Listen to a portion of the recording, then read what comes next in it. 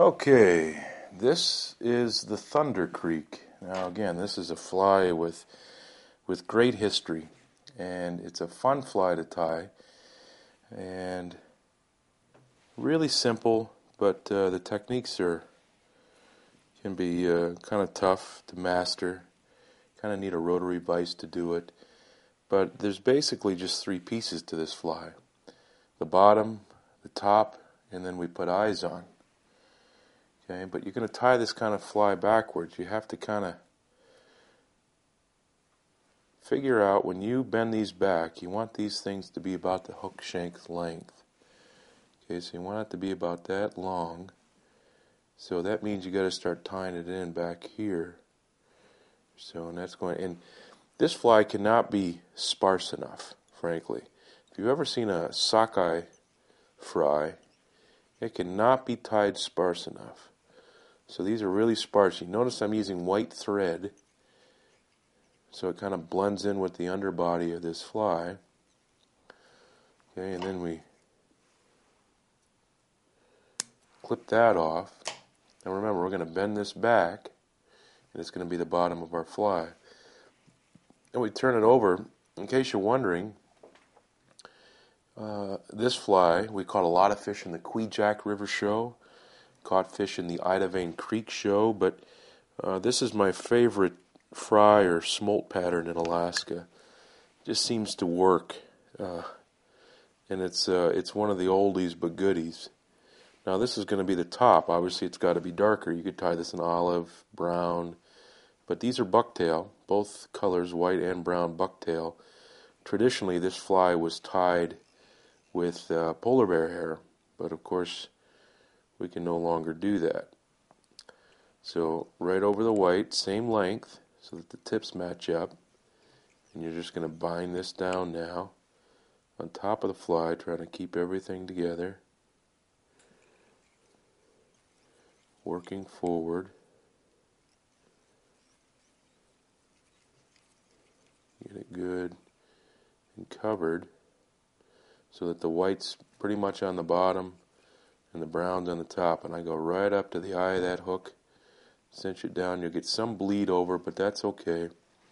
We got a little brown that went down here underneath. You can simply just grab those strands and pull them up, and then we simply do this. But now we take our brown strands on top, take our white strands on the bottom,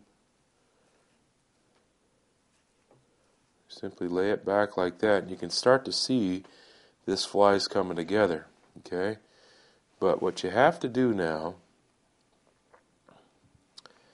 is you can use two bobbins if you want. I don't have two bobbins with me right now. So I'll tie this off back here, and we're going to epoxy this head, so this will not be a problem. Oop. Okay, so I know, whoop, I didn't have it cinched down. Getting a little messy here. Okay, but now I like to use a little orange or red thread. I've got some orange here, so we're going to use that.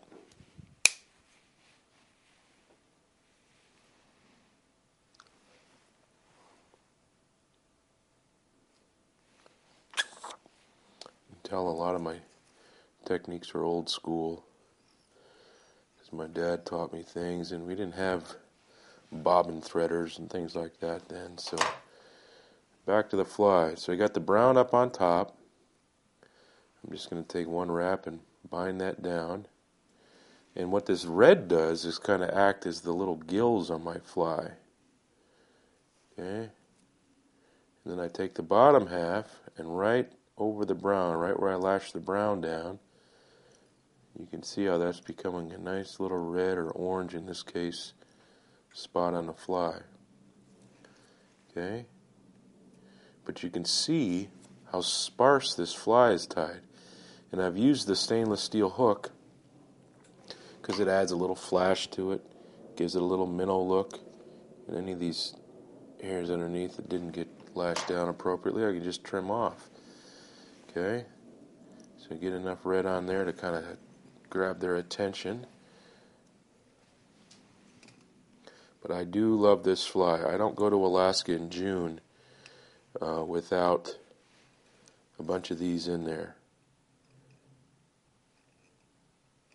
And obviously they'll work in other places too for other minnow patterns. They're eating bait fish. Now this fly isn't quite done yet. Got these little eyes here.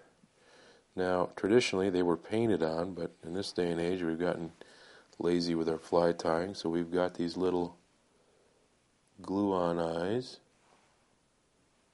I could have even gone a little bigger with these. I don't know if that's going to stick on there.